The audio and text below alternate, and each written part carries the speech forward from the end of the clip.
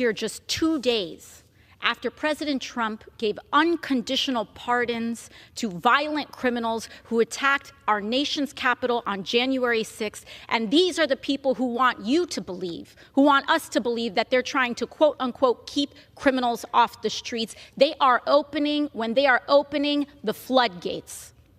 I want the American people to know what is in this bill.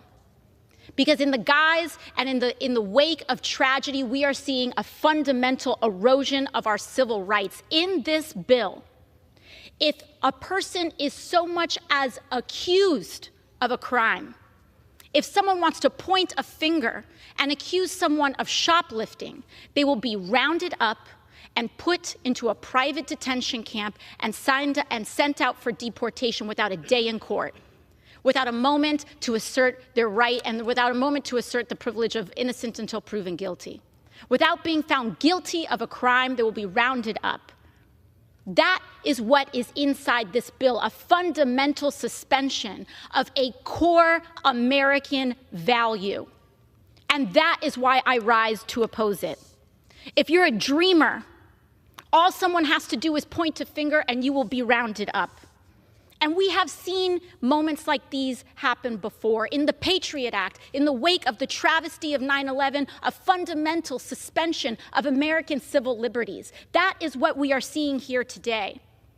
Mr. Speaker, you may wonder why so many of our friends across the aisle who care so deeply about the rule of law happen to be so desperate to pass this bill, after they are unleashing people who attacked police officers here on this Capitol into roaming our streets, who are publicly saying now they want to get a gun. Suddenly, these folks care about public safety? I don't think so. Look no further than the price tag of this bill, $83 billion. They know that it can't be paid for. They know that the capacity is not there. And you know what will be there? Private prison companies are going to get flooded with money, who give this money, no doubt. I want folks at home to look. Look at what members of Congress are invested in private prison companies who receive this kind of money, and look at the votes on this bill. It is atrocious that people are lining their pockets with private prison profits in the name of a horrific tragedy and the victim of a crime. It is shameful. It is absolutely shameful.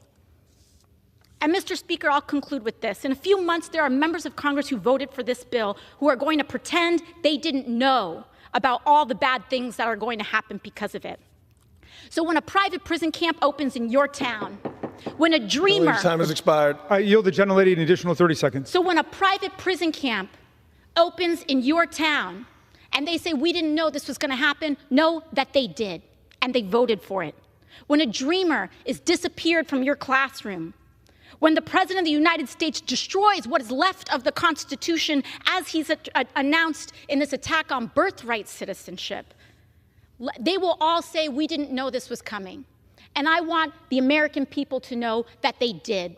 This vote represents it. And with that, I yield back. Thank you very much.